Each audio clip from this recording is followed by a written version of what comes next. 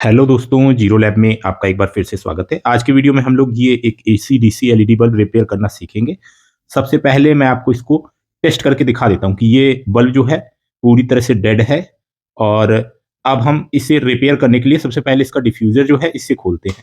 तो यहाँ पर आप देखेंगे इसकी एमसीपीसीबी में सभी एलईडी सही है, यानी एमसीपीसीबी में कोई फॉल्ट नहीं है। अब हम यहाँ पे ये पार्ट जो है इसको जब खोलेंगे स्क्रू ड्राइवर की सहायता से, तो इसके अंदर का जो ड्राइवर है वो हम देख पाएंगे।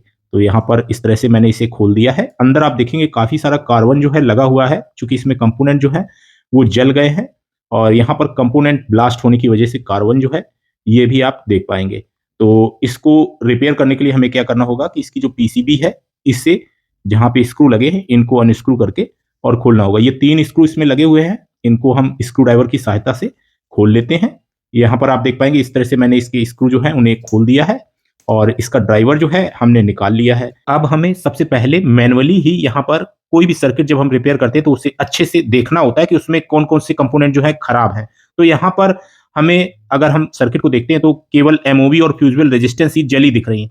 तो सबसे पहले जो जले हुए कंपोनेंट हैं, इन्हें ही आपको निकालना होता है। उसके बाद वो जले हुए कंपोनेंट आप रिप्लेस करने के बाद उस सर्किट की टेस्टिंग करते हैं। तो यहाँ पर प्रोसेस जो है बिल्कुल सिंपल है। सबसे पहले हम यही करेंगे। तो यहाँ पर जो हमारे इन्वर्टर एलईडी बल्ब होते हैं, इनमें हाई वोल्टेज आने के कारण ये जो प्रोटेक्शन कंपोनेंट एमओवी होता है, ये शॉर्ट हो जाता है। ऐसी स्थिति में फ्यूजिबल रेजिस्टेंस ओपन हो जाती हैं, जिससे कि एसी मेंस की सप्लाई जो है वो सर्किट में आगे नहीं पहुंचती है और हमारा एलईडी बल्ब काम नहीं करता है। ना ही ऐसी स्थिति में बैटरी हमारी चार्ज हो पाती है और ना ही ऐसी स्थिति में हमारा एसी डीसी या इन्वर्टर एलईडी बल्ब बैटरी पे वर्क करता है, यानी डीसी पे भी वर्क नहीं करेगा। तो यहाँ पर ये जो कंपोनेंट है, इन कंपोनेंट को हम निकालने के बाद इन्हें रिप्लेस करेंगे। और इस तरह के इलेक्ट्रॉनिक्स रिपेयरिंग में इस्तेमाल होने वाले कंपोनेंट आप जीरो लैब से परचेस कर सकते हैं। वीडियो के डिस्क्रिप्शन में मैंने व्हाट्सएप कैटलॉग का लिंक दे दिया है। आप उस लिंक से व्हाट्सएप कैटलॉग में कंपोनेंट जो कि आपको जरूरत है उन्हें सिलेक्ट करके परचेस कर सकते हैं।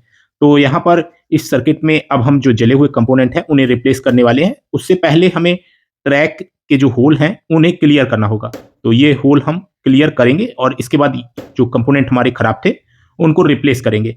अच्छा, यहाँ पर जरूरी नहीं है कि ये कंपोनेंट जो खराब हैं इनको हम रिप्लेस करने के बाद इस एलईडी बल्ब को ठीक ही कर पाएंगे।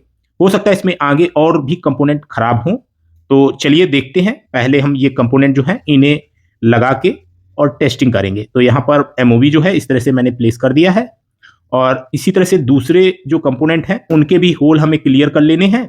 तो जैसा कि आप यहाँ पर देख पा रहे हैं, जहाँ पर फ्यूजिबल रेजिस्टेंस लगी थी उन होल्स को हमने क्लियर कर लिया है। अब हम आसानी से यहाँ पर फ्यूजिबल रेजिस्टेंस जो है उन्हें लगा पाएंगे। तो इस तरह से आपको पीसीबी के होल्स जो हैं उन्हें क्लियर करने के बाद फ्यूजिबल रेजिस्टेंस जो है उन्हें लगाने में आसानी रहेगी। यहाँ पर आप देख पाएंगे 10 ओम की 2 फ्यूजिबल रेजिस्टेंस जो है ये हम 1 वाट की ले लेते हैं और इनको पीसीबी में माउंट करेंगे। यहाँ पर इन फ्यूजिबल रेजिस्टेंस का colour code brown, black, black, gold, black है, यानी ये 5 कलर कोड वाली फ्यूजिबल रेजिस्टेंस थी और 10 ओम 1 वाट में ये फ्यूजिबल रेजिस्टेंस है। इस तरीके से हम पीसीबी में इन्हें माउंट करेंगे और माउंट करने के बाद इनकी लेग्स इस तरह से फोल्ड कर देनी है और ऐसे ही हम दूसरी जो है फ्यूजिबल रेजिस्टेंस यहाँ पर माउंट करते हैं, आप देख पाएंगे। और इस साइड पे अभी फ्यूजिबल रेजिस्टेंस जो बर्न हुई थी उसकी लेग लगी रह गई है, उसे हमने निकाल दिया है और इस तरीके से इसकी लेग भी हम सही तरह से प्लेस करने के बाद इन लेग्स को फोल्ड कर देंगे। अब हम सभी ये जो कंपोनेंट हैं इनकी सोल्डरिंग करेंगे, सोल्डरिंग आयरन की मदद से। और इसके बाद इसकी एक्स्ट्रा लेग्स जो हैं उन्हें हम कट कर देंगे। तो यहाँ पर आप देख पा रहे हैं सही तरह से हमने जो सर्किट है उसे प्लेस किया है और सोल्डरिंग आयरन की मदद से सोल्डर जो है इनके पॉइंट्स पे लगाएंगे, जिससे कि अच्छे से सोल्डरिंग हो जाएगी। यहाँ पर सोल्डरिंग करने के बाद अब हम इसकी जो एक्स्ट्रा लेग्स हैं उन्हें कट करेंगे। उससे पहले हमें ये क्लियर कर लेना है कि सोल्डरिंग जो है वो सही तरह से हुई है। तो एक बार हम फिर से सभी जो सोल्डरिंग पॉइंट है उनको अच्छे से सोल्डरिंग कर देते हैं और प्रॉपर तरीके से सोल्डरिंग होने के बाद अब एक्स्ट्रा लेग्स जो हैं उन्हें हम कटर की मदद से कट कर देते हैं। यहाँ पर आप देख पाएंगे इस तरीके से मैं कटर की मदद से इनकी जो एक्स्ट्रा लेग्स हैं उन्हें कट कर देता हूँ। चलिए अब हम इस एलईडी बल्ब को टेस्ट करते हैं। तो टेस्टिंग के लिए सबसे पहले हम क्या करेंगे, इसकी डीसी टेस्टिंग करते हैं। तो इसके पॉइंट्स को सॉर्ट करने पे हमारा एलईडी बल्ब जलना चाहिए, लेकिन हमारा एलईडी बल्ब नहीं जल रहा है। यहाँ पर आप देख पाएंगे मैं स्क्रू ड्राइवर से भी इसके पॉइंट सॉर्ट करके दिखा रहा हूं, लेकिन एलईडी बल्ब हमारा बिल्कुल भी ग्लो नहीं कर रहा है। चलिए इसे एसी मेंस में हम होल्डर के साथ लगा के इसे टेस्ट करते हैं। एसी मेंस में ये प्रॉपर तरीके से वर्क कर रहा है, लेकिन डीसी में यहाँ पर इसकी जो एसी मेंस के पिन है इन्हें सॉर्ट करने पे हमारा एलईडी बल्ब वर्क नहीं कर रहा है। तो इसकी क्या वजह हो सकती है, इसको भी आप बड़ी बारीकी से सर्किट में कंपोनेंट जो है उन्हें देखना है, यहाँ पर कनेक्टर देखना है लूज तो नहीं रह गया है, और फिर से हम इसे टेस्ट करते हैं लेकिन कोई रिस्पॉन्स नहीं दे रहा है। तो ऐसी स्थिति में कई बार क्या होता है कि इसके जो कंपोनेंट है कोई लूज हो सकते हैं या कहीं पे भी ड्राई सोल्ड की प्रॉब्लम हो सकती है। आप यहाँ पर इसके वायर जो है इन्हें भी खींच के देख सकते हैं। ये आप देखेंगे कि ये ब्लैक वायर जो है ये ब्रेक हो गया अंदर से ही, जबकि हमें ऐसा लग रहा था कि वायर सही लगा हुआ है, लेकिन ये अंदर से ब्रेक हो गया था। क्योंकि ये हार्ड होते हैं वायर और अंदर से ही मोड़ने की वजह से कई बार टूट जाते हैं। यहाँ पर इस तरह की कमी अगर आती है तो कई बार क्या होता है कि हम लोग दूसरे कंपोनेंट रिप्लेस करते चले जाते हैं लेकिन हमारी प्रॉब्लम जो है वो सॉल्व नहीं होती है। तो ऐसी स्थिति में आपको हर चीज पे ध्यान देना चाहिए। यहाँ पर ये वायर जो है अंदर से अगर बीच से कहीं से ब्रेक होते हैं तब भी हमारा एलईडी बल्ब जो है वो प्रॉपर तरीके से वर्क नहीं करेगा। तो यहाँ पर आप देख पा रहे हैं कि ये जो वायर है इसको हम पहले की तरह ही यहाँ पर पीसीबी में लगा देंगे और इसके बाद अब हम टेस्टिंग करेंगे। यहाँ पर आप देख पा रहे हैं मैंने वायर जो है इसे प्रॉपर तरीके से लगा दिया है और अब मैं इसके जो एसी मेंस के पॉइंट हैं इन्हें सॉर्ट करूंगा। यहाँ पर आप देख पा रहे हैं B22 कैप के पॉइंट मैंने सॉर्ट किए हैं और अब ये प्रॉपर तरीके से वर्क कर रहा है। चलिए इसे एक बार फिर से हम एसी मेंस में होल्डर के साथ लगा के और टेस्ट कर लेते हैं। यहाँ पर आप देख पाएंगे अब ये फिर से वर्क नहीं कर रहा है। अच्छा, इसमें जो रेड वायर था ये अभी यहाँ से ब्रेक हुआ है पीसीबी से, तो इसे भी हमें लगाना होगा।